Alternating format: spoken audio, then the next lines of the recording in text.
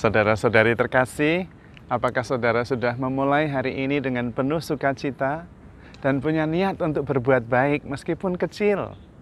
Semoga Tuhan memberkati niat baik saudara.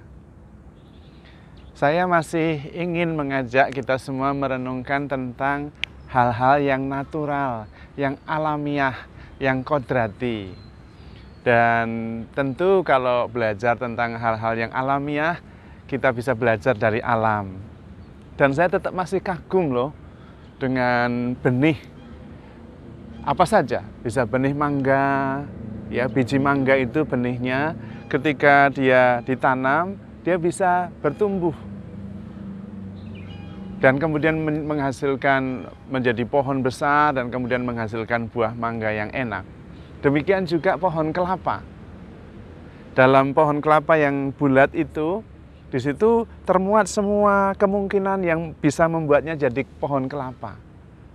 Tidak perlu banyak usaha, ditanam saja. Nanti dari dalam dia bertumbuh. Itu berarti energinya dari dalam. Secara natural, kalau dia mengikuti apa yang bergerak, dorongan dari dalam, dia akan bertumbuh seperti yang dimaksudkan. Akan menjadi pohon kelapa yang tinggi, kuat, dan kemudian menghasilkan buah kelapa yang sangat berguna, airnya juga sangat segar dan kita bisa menikmatinya. Saya berpikirnya begini, kalau biji mangga itu semuanya sudah ada struktur untuk membuat dia menjadi pohon mangga dan menghasilkan buah, pohon kelapa, buah kelapa juga sama, manusia juga mestinya begitu. Begitu dilahirkan, sudah cukup dalam dirinya untuk menjadi pribadi dewasa. Dan memang benar, seorang bayi itu akan menjadi dewasa kalau didampingi dan kemudian mengikuti gerakan dorongan dari dalam. Dia tidak akan jadi harimau, tidak. Dia tidak akan jadi jerapah, tidak. Dia jadi manusia, karena strukturnya seperti itu. Namun, bukan hanya masalah fisik. Yang mau saya sampaikan adalah bahwa di dalam diri kita itu sudah ada gerakan, ada dorongan yang cukup untuk menjadikan kita sebagai pribadi dan berkembang penuh menjadi pribadi utuh, penuh yang menghasilkan buah. Syaratnya adalah mengikuti gerakan hati, dorongan dari dalam.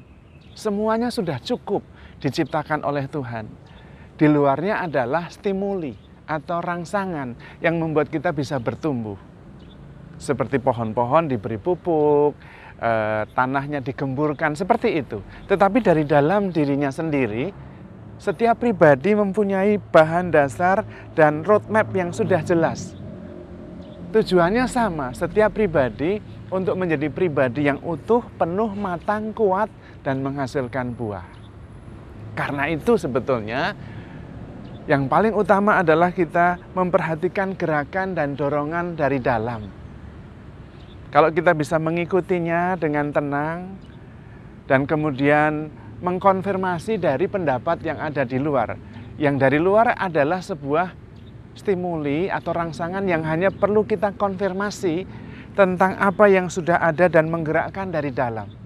Kita pasti menjadi pribadi yang menghasilkan buah yang baik.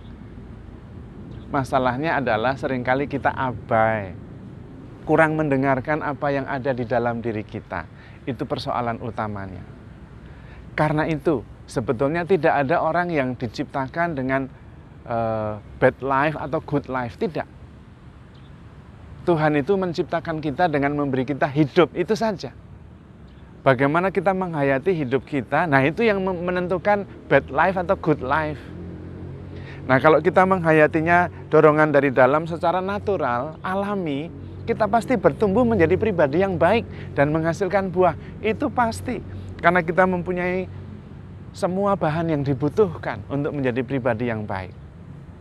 Persoalan utamanya selain kita kurang mendengarkan gerakan dan dorongan hati adalah kita itu terlalu banyak keinginan. Terlalu banyak keinginan, terlalu banyak masalah. Pasti. Karena setiap keinginan kalau tidak terpenuhi menghasilkan masalah. Dan untuk memenuhi keinginan itu diperlukan banyak usaha. Itu juga menimbulkan tekanan. Persoalan utama ada pada diri kita. Dan kalau kita membatasi diri, jangan bertemu dengan banyak orang atau terlalu banyak, maka persoalan juga berkurang. Karena setiap pribadi itu membawa persoalan. Semakin ketemu banyak orang, semakin banyak persoalan.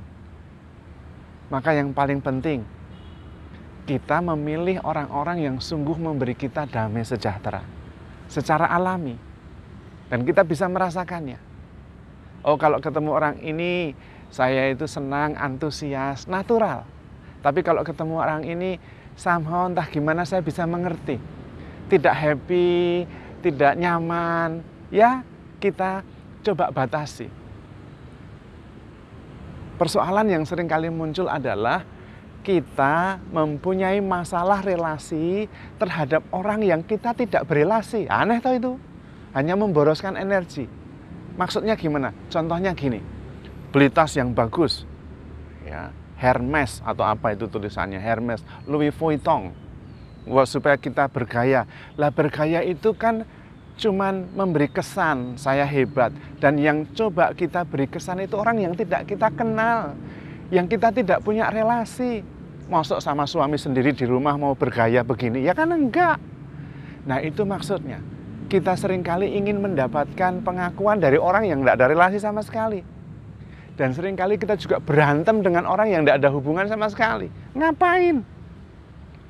Lebih baik kita fokus dengan keluarga kita, dengan orang-orang yang ada di sekitar kita, kita perhatikan, dan kemudian kita bertumbuh di situ. Menjadi pribadi yang makin dewasa, makin matang, makin menghasilkan buah. Mengurangi masalah relasi kepada orang-orang yang kita tidak punya relasi. Itu tidak penting sama sekali. Tapi Romo, bukankah itu lalu egois? Oh beda. Kita tetap bisa memperhatikan. Karena kita menerima berkat, dimaksudkan oleh Tuhan supaya kita memberi berkat. Hanya sampai di situ. Membagikan berkat, membagikan kesenyuman dan sebagainya. Maka persoalan utama hanya memang pada relasi. Semakin sedikit relasi yang kita punya, semakin sedikit persoalan yang kita hadapi. Maka kita perlu melatih diri bagaimana cara berelasi. Dan cara berelasi itu sebetulnya kuncinya ada pada dua hal. Berbicara dan mendengar. Maka perhatikan cara bicara kita dan cara mendengar kita. Dalam hal berbicara, kita harus berusaha berbicara sedemikian rupa sampai orang lain senang mendengarkan kita. Nah, ini bukan masalah teknik. Cara ngomongnya, pitch nadanya, bukan hanya itu. Itu memang benar, itu berarti. Tetapi bukan hanya itu. Ini masalah hati, masalah energi. Kalau kita digerakkan oleh belas kasih, dan kita berbicara mengatakan sesuatu yang berasal dari dalam hati yang jujur dan tulus, digerakkan oleh belas kasih, orang akan menangkapnya. Dan orang akan merasa nyaman mendengarnya. Maka perhatikan cara kita bicara. Kalau kita bicara dengan emosi, orang lain juga mengerti. Yang kedua adalah mendengarkan. Kita perhatikan cara kita mendengarkan.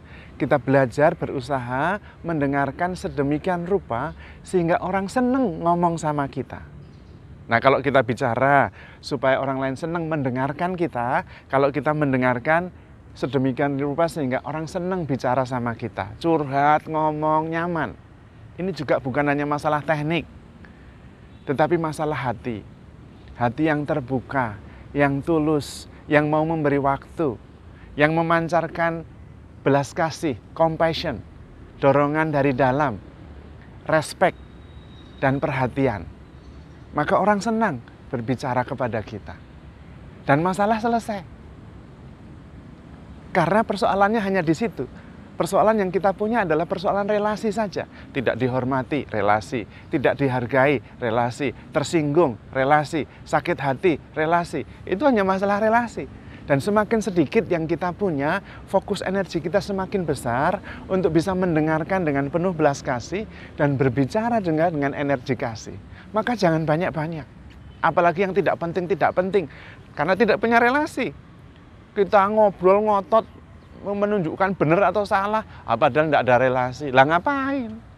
kita jangan punya masalah relasi dengan orang yang tidak punya relasi dengan kita. Apalagi kita beli baju, beli tas, beli sepatu untuk memberi kesan kepada orang yang tidak ada hubungannya dengan kita. Lah itu kan sia-sia. Mendingan kita beli sesuatu untuk orang yang kita cintai, orang di rumah, sebagai tanda perhatian dan cinta kita. Kemudian kita gunakan untuk meningkatkan kualitas kita, kemampuan mendengarkan, kemampuan untuk berbicara. Dan semakin kita fokus, energi kita semakin bagus. Kita semakin mampu mendengarkan apa yang bergerak di dalam. Hidup ini sudah seperti perang. Maka kita harus memihak orang-orang yang memang bisa membawa damai terhadap kita. Mau tidak mau, hidup ini memang sudah peperangan. Jadi kita harus sadar akan hal itu. Dan itu berarti cuman masalah seleksi. Bukan mau pilih-pilih, bukan. Tetapi kita mengakui bahwa energi kita itu terbatas. Kita perlu bertumbuh dan memancarkan berkat. Yang kita butuhkan adalah orang-orang yang bisa mengerti, menerima kita. Terutama orang-orang yang ada di rumah kita. Disitulah kita mendapatkan pondasi dasar. Berlatihlah untuk mendengarkan anggota keluarga sedemikian rupa sehingga anggota keluarga senang cerita sama kita. Berlatihlah untuk mendengarkan, untuk berbicara sehingga anggota keluarga kita itu senang mendengarkan kita. Dan berlatihlah mendengarkan orang-orang di rumah sehingga mereka senang berbicara kepada kita. Dan itu adalah skill untuk relasi. Dan kita usahakan supaya kita memberikan yang terbaik untuk mereka yang dekat dengan kita. Supaya energi kita cukup untuk menjadi yang terbaik dan menghasilkan buah yang baik. Karena terfokus. Pada akhirnya, yang dikenang itu bukan wajah yang cantik, wajah yang ganteng, bukan. Tetapi hati yang sungguh baik hati. Sikap yang sungguh-sungguh menyenangkan, membawa damai. Tidak ada hari baik atau hari buruk. Yang ada adalah bagaimana sikap kita terhadap hari itu. Kalau sikap kita terhadap hari itu penuh kasih, digerakkan oleh belas kasih, antusias, maka hari itu baik. Maka sepanjang hari baik. Tetapi kalau sikap kita, reaksi kita terhadap hari itu adalah protes, tidak puas, kesal, ya hari itu sepenuhnya menjadi buruk. Maka tergantung pada kita. Kita mesti pandai-pandai, sungguh-sungguh menyiasati. Karena sebetulnya persoalan yang ada adalah persoalan yang ada di dalam diri kita. Cara kita merasa, cara kita berpikir, cara kita bereaksi.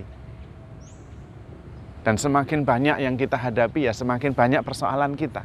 Maka batasi, seleksi. Supaya kemudian kita mempunyai kekuatan untuk memancarkan kebaikan. Membagikan anugerah. Karena kita sudah diberkati dengan damai di dalam, inner peace, kita bisa memancarkan damai kemana-mana. Bukan kemudian memancarkan yang negatif, bermasalah, masalah relasi terhadap orang yang kita tidak punya relasi. Lah kan itu hanya buang-buang energi. Maka mari kita belajar untuk sungguh-sungguh mengenali dorongan dari dalam. Supaya kita bisa bertumbuh. Dan kita tahu kok. Karena kita mempunyai intuisi, mempunyai dorongan hati. Dan Tuhan sudah menciptakan kita cukup. Supaya kita bisa bertumbuh menjadi pribadi yang kuat. Dan kemudian menghasilkan buah kebaikan. Itulah yang alami. Tinggal bagaimana kita fokus. Dan mengikuti jalan yang sudah Tuhan tetapkan. Mengikuti bimbingan roh yang sudah bergerak di dalam hati kita. Seperti pohon kelapa, seperti pohon mangga. Kita bertumbuh menjadi pribadi yang berkenan kepada Allah, menjadi pribadi yang kuat, bahagia, dan menghasilkan buah. Namun dalam semuanya itu harus ingat, handle yourself with care because you are loved. Tuhan memberkati.